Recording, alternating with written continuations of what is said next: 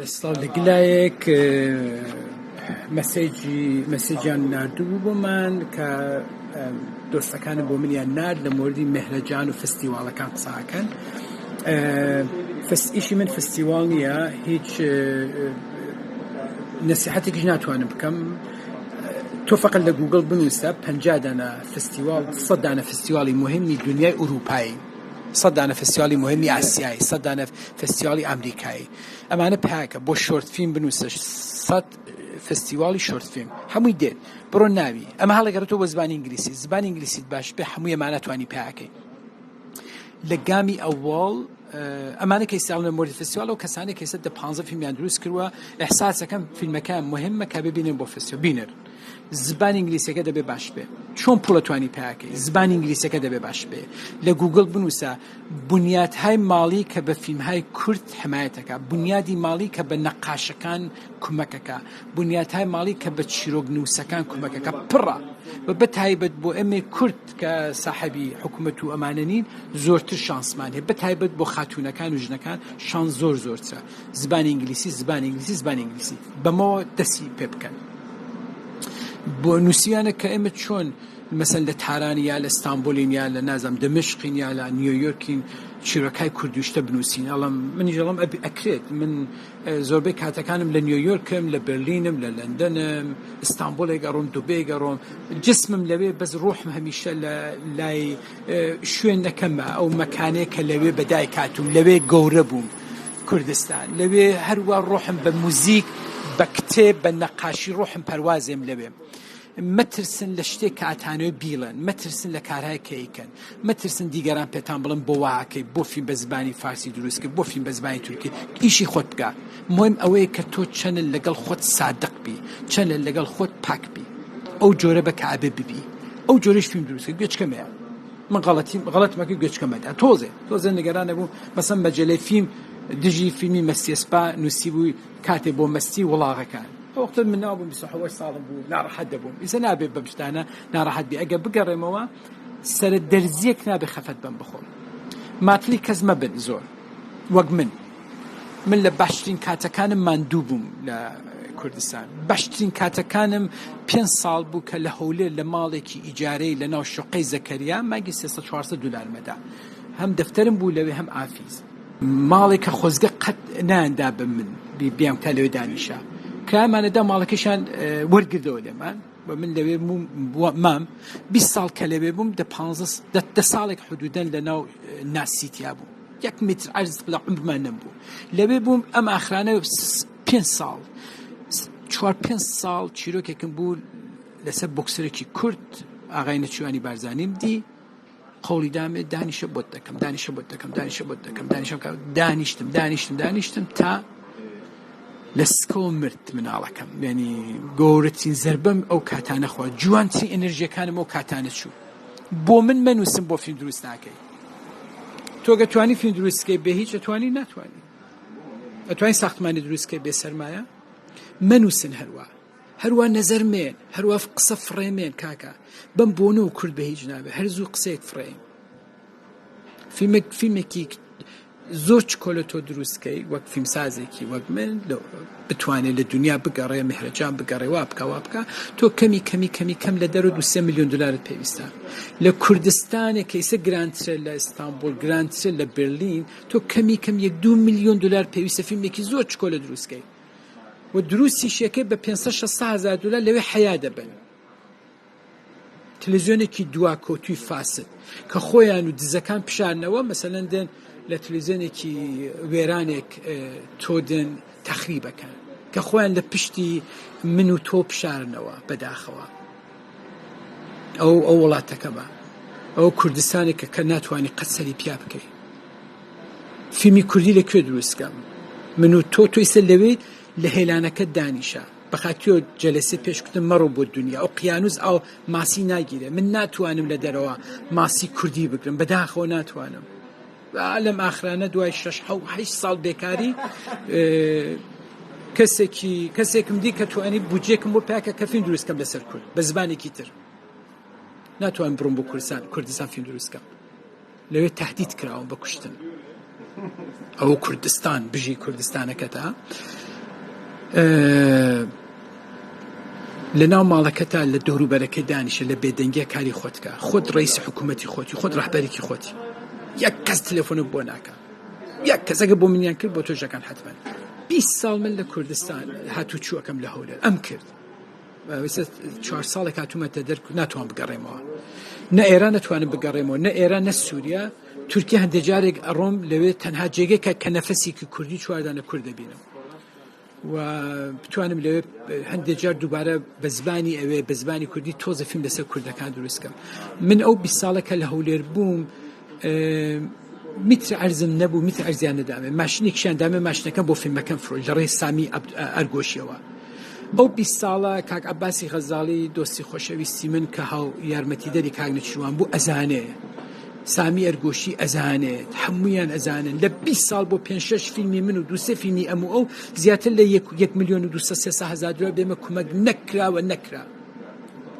بە من ئەنووسن بە خەتو تۆزە عاجزە بم بۆ فیلم لەسەر ئەنفاڵ دروست ناکەی بۆ فیلم لەسەر پێشمەرگە دروست ناکەی لە چۆن دروستیکەم وەختێکە ناتوان بگەڕێمەوە ناو وڵاتەکەم چۆن ناتوان فیلم لەسەر پێشمەرگە دروستکەم لە ئەستانبول دروستیکەم فیلم لەسەر پێشمەرگە لە سووریا دروستیکەم لەکوێ توانم دروستیکەم لەکوێ توانم بودجەکەی بێنم بەگە کەشکە هەروە کاکە تۆ توانی نووسەرێکی کورد تۆ توانی کتێبە کوردی بنووسی کێ تۆ تامینەکە وەک نووسەرێ ئاهەنگسازێکی کورد کێ تۆ تامینەکە دەشەر بۆ حکوومەت کە نەتوانێت فۆندێک دروستکە بۆم ئارتیستانە شەرمیان لێبێ بە حەقیقەت عیبێتە برا دەبوونێت ئێمە داکۆتوان مەخەن ئارتیستیشە بێت بچێت قەڵەمەکە دانێ بچێت چەقەڵگرێ ببێ بە پێشمەرگە مانگی 500 دلاری بنێ ئەمە بۆ داهاتووی کوردستان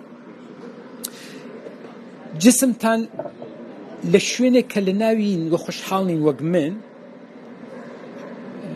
قەتعەن خۆشحاڵ نیم کە لە ئیستانبول بم لە بەرلین بم لە نیویۆرک بم حەزەکەم لە کوردستان بم جسمم لەوێ دانم بە موزیک و بە چیرۆکەکان و بە پەیوەندیەکانم و بەم شتانە کە ئێستا لەگەڵتەوەم دووبارە خۆم وەستەکەمەوە بە ماڵەکەم بە کوردستان کە بتوانم هەستی کوردیەکەم لە بین نەچێت و هەر لێکەن هەندێک جار کە لە کوردبوونیش حتا پەشیمان بیتەوە پەشیمان مەبنەوە قسەیەوە خەڵقم کرد زۆر تەقمدا دکتۆر بەرهەم ساڵح بەهێز 20 ساڵ ئەیناسم هەر ڕایش کە چون کومەکە یا 10,000-15,000 دلار لە ڕێی کەسێکەوە بە تۆی کومەک کرد بە یەک جار 100,000 دلار بە من کومەک کرا ساڵی 2002 بۆ فیلمی ئاواسای سەرزەمینی مادەریان مام جەلات تاڵەبانی خوافو کراوە دایمێ 4 ساڵەوە بە لە فڕۆکەخانە 5 ساڵەوە بە لە فڕۆکەخانەی هەولێر منیان گرت کابێ 100,000ەکە بێتەوە کێ زەنگم بۆیە مەلا بەختیار ناوێک زەنگم بۆیە ئاڵێ بێ پارەکە بێنیتەوە دەڵم قڕ بەسەری کورد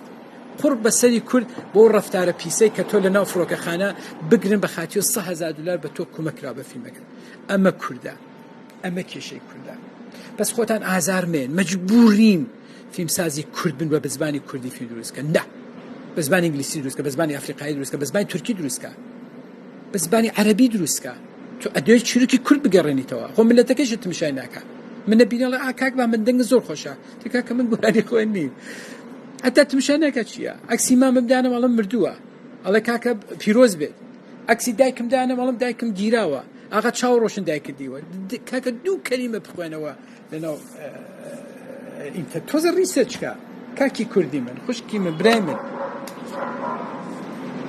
ئەوەندە ئەم دڵە و وجودت بۆ کورد ئەبێ لێ بدا کە ناتوانانی مەجبوری بێ دایشەمانە شیکەیتەوە چون ملەتەکەم پێویستی بە شیکردنەوەیە هەست ئیستێش تەنها کەسێکیشم زۆر دەرەکەم با دەرکەم ئەبێ ئەمانە بڵم تا بتوانین ئەم بناغە دروستکەین ئەبێ کەسێ پسووتێ تا بتوانێ ئەمانە دروستکە مەسەن نابێت ناوی کەسێ بێنم زۆر بێ کەسان ئەسەن لە حەدی منانی ناویان بێنن مەسەن زەنگ بەم بڵم زەنگ بەم 50-100 جار زەنگ و مەسێجم داوە بۆ قوبات تاڵەبانی کە لە من مناڵترا وەلی بەهێزی کاکە تۆ توانی یارمەتی فیلمی کوردی بێت ناتوانن ناوی کوردستان بە گۆرەی بڵن ئەبێ بڵن کوردستانی عێراق حەق نییە لە ناوی حەقی من وە کوردێکی ڕۆژهەڵاتی ڕۆژئاوایی ئێوە ئیسفادە بکەن حەقتانە چی یەکەم بۆ کورد چیت کردوە بۆ فەرهەنگی کورد کاک نەچیروان کاک قوبار کاکە ئێوە چیەکەن لەوێ بۆ ئاگاتان لە مناڵانە نییە بۆ بە ئیمەیل بنووسن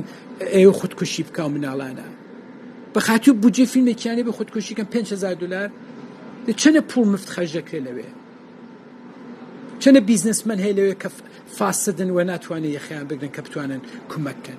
ئەمە قەرار بوو وەرکشاپ بێ بەداخەوم ئەم کێش ئەم مەسالێت بدێتە پێش بۆ منیش تۆزە بێ کۆنتڕۆڵمە بێ قسەکانی خۆم بکەم.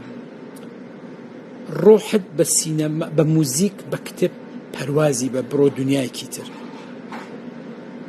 ئەمانەڵم کە ئێوەش وەک من ماتڵ مەبن فلانە کەسێک قەرارە کومەکێکتان کار بێستن تەقەبەن لە دەرگا زبانی ئینگلیسی نەمزانی وەگەنە 50 دانە دەرگای تر بوو کە بمان کردایەتەوە.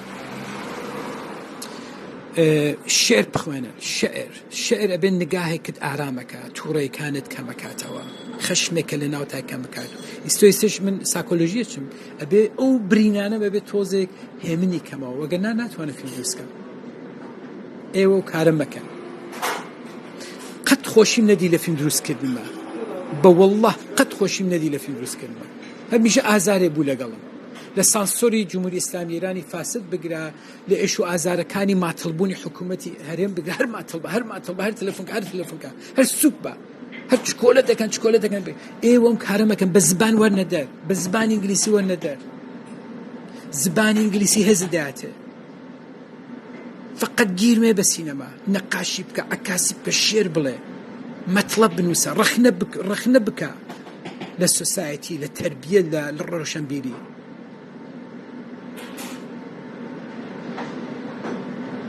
تەماشاوانەکانمان دەستەکەم نەگرین تەماشاوانەکانمان لە ئێمە زۆر پێشکەوتوترن. ئێمە ساڵها وێستین تا فیلمێ دروستکەین وەلی بێ هەر دوو مانگڕای بڕۆی بەسەر سکریپتەکەدا ئاپتودەیتیکەین چیرۆکەکانی مێڵە کۆنە بێ کورت بڵێین قسەی کەم بکەین بەخاطر قسەی کەم بکەی شێری کورت بخوێنە شێری نۆ بخوێنە شێری تازە بخوێنە مۆدرن بخوێنە. دوایی کە زۆر شت فێر بووی زۆر مێوەدا بڕۆ سنووق قسە بکە وشە بڵێ جملە بڵێ منزومە دروستکە تومارێک بنووسە لەسەر هەرچیشتا. ئاخرین قسە ئەمێ بڵم ئەنچێ کە دروستیەکەی باوڕت پێبوو ئەبێ لەسەری بەستی.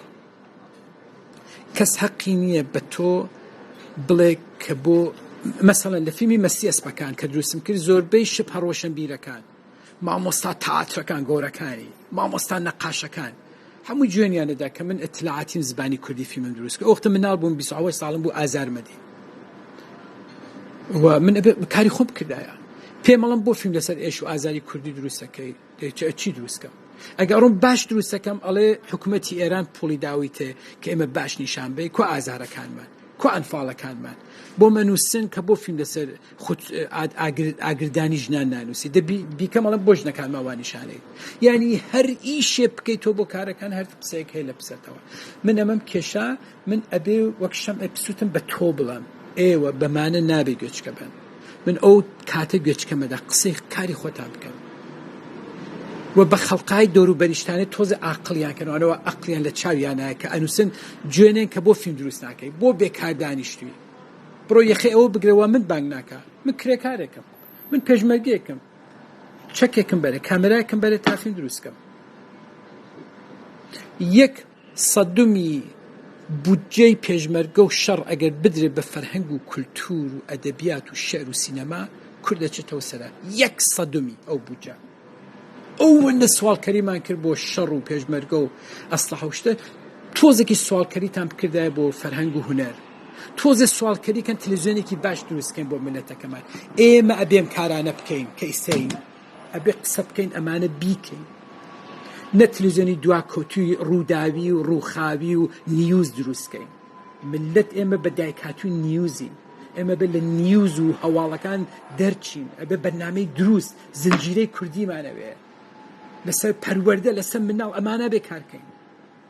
مەجەلەی تورکی و فارسی ئەمانە مێننەوە بۆ من لەوێ بیکەم بە کوردی بۆ من مەجەلەی ڕەسەنی کوردیە بێ دروستکەن لەوێ. خەڵکێوێ نیم من خەڵکێوێ نیم من خەڵکی ئەو حکوومەتیارم لەوێ نیم و هەروە کە حەقێکم نیە لەوێ کارێ بکەم حەقی ئەوانیش نییە بەگشتی لەسەر ناوی کوردستان بڵێن ئەبێ بڵێن کوردستانی ڕۆژاوا یا ڕۆژهەڵات یا باشوور یا باکوور قەت حەقتانی خەرجیکەن ناوی ملەتی کورد بە خاطری ئیشەکانتان و کارەکانتان کومەکردن لە حکوومەتەکانی تر کومەک وەرەگرن کومەکەم بە ئارتیستەکان نەکومەکەم بە بیزنسمانەکان یارمەتی بە ئەم جەلسە شاید قسەی مفیدم نەبوو وەلی فقط آخر قسەمەمەیە ڕۆحتان پەرواز بن مهێڵن ئەسیری لۆکیشن بن ئەسیری فەرهەنگ و کولتورێک ئەگەر لەوێ دواکەوتویە ببن قەت ڕۆژ ناکەن بەخاتوێن نەیتوانێت تایسە سینەمای کوردیش ڕۆشتکە یا نەقاشی کورد ڕۆشتکە یا ئەدەبیاتی کورد ڕۆشتکە هەموو شتەکانمان چکۆلەیە چۆن بنیامی چکۆلە ئەوێ ئاگای لە ئێمە بێ ئێمە هەمیشە چکۆلەی تا دوایی